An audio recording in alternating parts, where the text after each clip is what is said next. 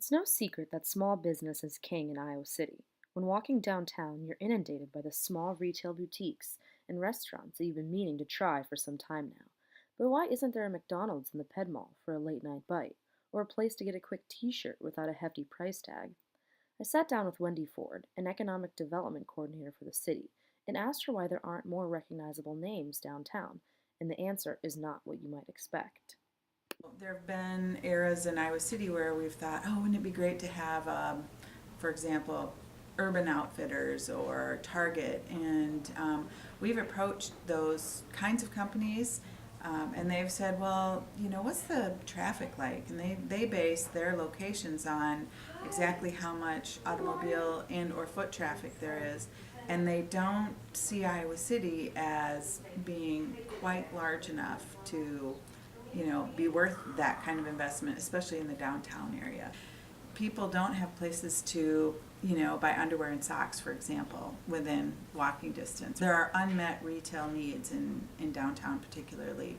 And if a new retailer could meet some retail needs, that just means more people milling about shopping in Iowa City, and they would have nothing to,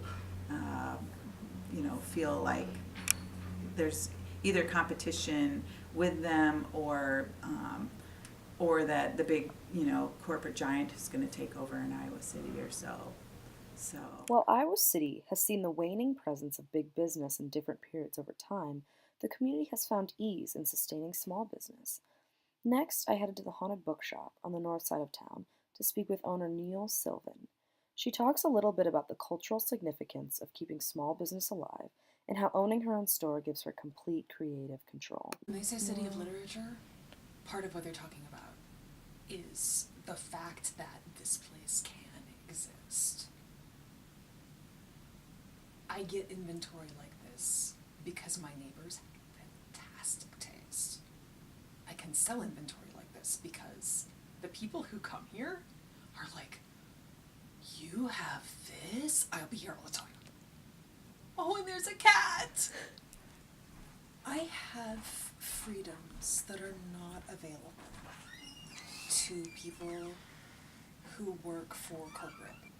I am not obliged to cater to the market. I am obliged to cater to the reader.